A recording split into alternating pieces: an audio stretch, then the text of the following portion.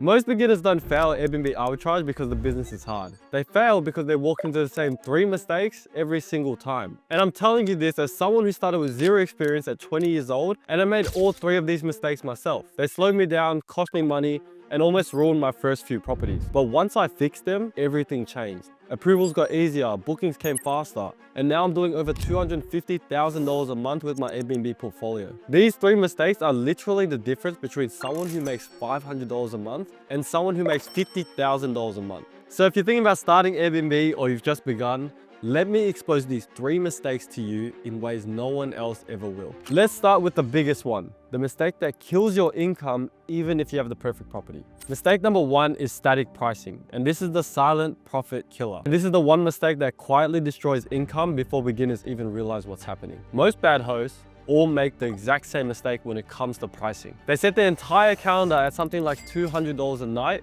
feel good about it, and then never touch it again. It's the same price on a quiet Tuesday in May and the same price on a packed Saturday in summer. The same price during major events and the same price when demand is completely dead. Nothing changes no matter what's happening in the market. That one decision alone guarantees that you're leaving money on the table. Airbnb isn't a fixed price marketplace where you can just set a number and forget about it. It's a live demand-based marketplace, and prices are meant to move constantly. They should be changing every single day based on what's happening around you. Here's what static pricing actually does over time. You end up massively underpricing weekends, events, and peak dates, which are supposed to carry your entire month. And at the same time, you're overpriced on low demand weekdays. So bookings slow down or just stop completely. And when that happens, Airbnb's algorithm starts pushing your listing lower, which means less visibility, fewer clicks, and even fewer bookings. And once that cycle starts, it feeds on itself. Fewer bookings leads to lower visibility, which leads to even fewer bookings, until eventually the listing just dies and people convince themselves that Airbnb doesn't work. The model didn't fail, your pricing did. When we first started, we were actually profitable, but we were underpricing massively without even realizing it. The moment we switched to proper revenue management, the exact same properties started performing drastically better, without changing the furniture, the photos, or the location. We've seen this same pattern play out again and again with the students inside B&B Success. A lot of them had already tried hosting before us. Some were using completely static pricing, and others thought they were smart just because they turned on dynamic pricing, but they were using it the wrong way. Bad minimums, no performance checks, and no real strategy behind weekend, peak dates, or low demand gaps. As a result, those listings either lost money, barely broke even, or made just enough to feel like it wasn't a complete waste of time. Maybe enough for a happy meal here and there. Once we stepped in, implemented our full dynamic pricing framework, and actually taught them how to manage revenue properly, those same listings completely flipped. Properties that were struggling started filling out, occupancy stabilized, and weekend and event demand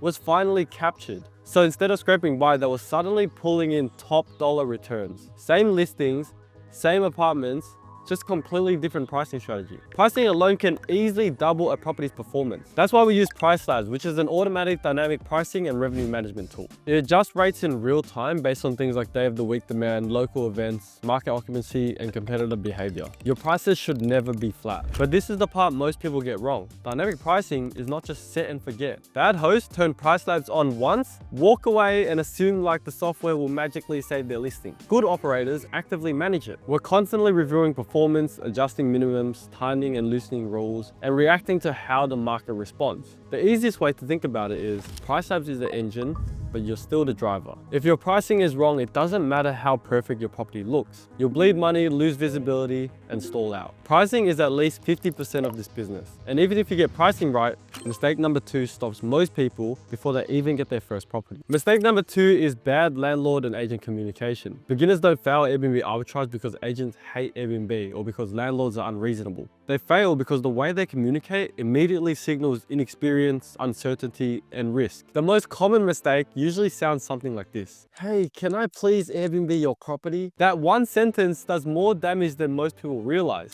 It instantly frames you as someone asking for permission, someone unsure of what they're doing, and someone who sounds like they're trying to run a side hustle rather than a legitimate business. To an agent or landlord, it feels risky before the conversation has even started. What most beginners don't understand is that landlords don't actually care about Airbnb itself. What they care about is stability, reliability, and reducing stress in their life. They want guaranteed rent every single month, minimal damage to their property, and a tenant who treats their home like a long-term asset, not a crash pad. And once you understand that, the conversation completely changes. Instead of asking for permission, you start to position yourself as a professional operator. That's why we teach a simple pitch structure that reframes the entire interaction. You establish professionalism by explaining that you run a short-stay accommodation company. You demonstrate experience by mentioning the areas you operate in or the support structure behind you. And most importantly, you make it very clear that the landlord gets consistent rent, professional maintenance covered up to $300, and fewer headaches than a standard tenant. The difference between sounding needy and sounding credible is massive. What you don't want is to come across uncertain, overly apologetic, or like you're asking for a favor. What you want instead is a calm, confident, business-like conversation where the agent understands exactly how the arrangement works and why it benefits them. Now, when you're going after your very first property, you also need to be realistic about one thing. You are going to hear a lot of no's. That's unavoidable. Early on, this process is essentially rejection therapy. You don't have a track record yet, and you don't have credibility in the market, and you don't have any relationships to lean on. You have to earn that first yes. For us, it took about 3 weeks to secure our first property, but once we had that initial approval, everything changed. The second property came just a week later, and from that point on, each deal became easier and easier because every successful property builds proof, trust, and confidence with agents. That's why volume is so important in the beginning. You need to make as many calls as possible, speak to as many agents as possible, attend as many inspections as possible, and actively build relationships. The more conversations you have, the more likely you are to land that first deal. Volume removes luck from the equation. And here's a simple trick that most beginners completely overlook. Be likable. Agents are people. They work with dozens of tenants every week, and they're far more inclined to help someone they actually enjoy speaking to. Ask them how long they've been in real estate, how many properties they manage, and whether they've seen similar setups before. And if the moment feels right, just crack a joke and keep it human. Nobody trusts someone that they don't like, and nobody goes out of their way for someone they feel uncomfortable around. We've seen this exact pattern with our students as well. Many of them were getting rejected repeatedly, fixed the way to communicated, increased their volume, and suddenly landed multiple properties in a very short period of time. At the end of the day, we're not trying to convince landlords to take a risk on Airbnb. We're positioning ourselves as the best possible tenant they could choose. But even if you land a deal, this next mistake can destroy your entire business faster than anything else. Mistake number 3 is rushing the setup. Most beginners are so desperate to go live that they rush the entire setup, and without realizing it, they sabotage their own listing before it ever has a chance to perform. The root problem is simple. Most beginners drastically underestimate how important the setup actually is. I see this constantly. Furniture that looks extremely basic, the kind of setup you expect in a long-term rental. Generic IKEA pieces, everything sourced from Kmart. Nothing wrong individually, but when it's all put together, it feels flat, forgettable,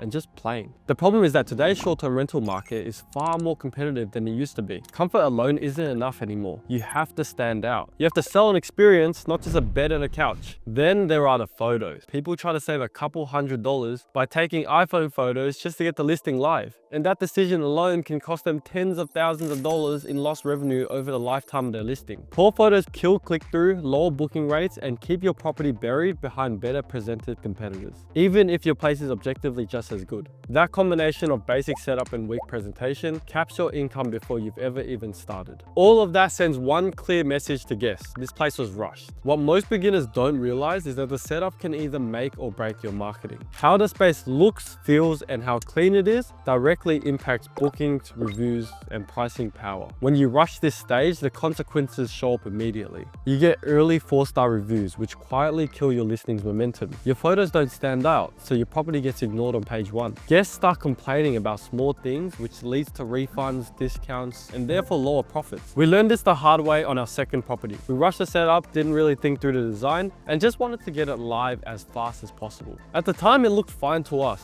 but in hindsight, it didn't really stand out at all, and that hurt us straight away. The listing never really got proper visibility. Bookings were slower than they should have been, and yeah, it still made money, but not enough to justify the constant operational headaches. More issues, more back and forth, and more effort for less return. By the time the lease ended 12 months later, we dropped the property. It wasn't a failure, but it was a big lesson. And from that point on, we never rushed setups again, because a lazy or rushed setup will always hold the property back. That's why we're obsessive about setup now. And the good news is there are a few simple rules beginners can follow to avoid this mistake entirely. Rule number 1.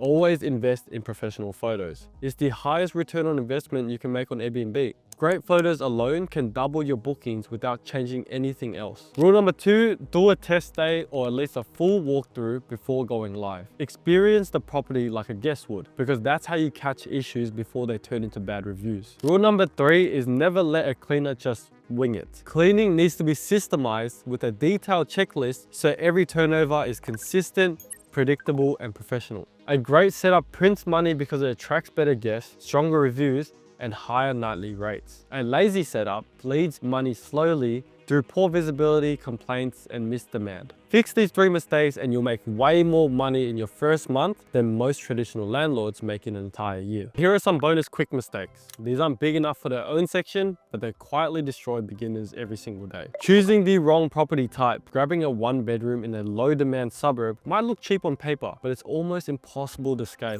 Low demand means low RevPAR, and you end up capped from day 1 no matter how well you run it. Overpaying for furniture. A lot of beginners blow $10,000 to $15,000 furnishing their first place when the same setup could have been done for $5,000 to $8,000 with smarter sourcing. We did this on our first property and it took us ages to recoup the upfront investment. Overspending early kills your cash flow and slows down how fast you can move on to the next property. Not managing dynamic pricing properly. Turning on price labs once and never touching it again isn't a strategy. If you're not reviewing performance and adjusting regularly, you're leaving thousands on the table every single month. Letting ego control pricing. Refusing to drop prices when demand softens might feel good, but it kills bookings. No bookings means lower visibility. And once the algorithm pushes you down, it's hard to climb back up. Having no reinvestment plan. Spending early profits instead of using them to fund property 2 and 3 slows everything down. The fastest operators reinvest first and then enjoy later. These mistakes may seem small on their own, but if you stack a few of them together, they can quietly wipe out tens of thousands of dollars in your very first year. In Australia, buying property is almost impossible for most people now, but controlling property,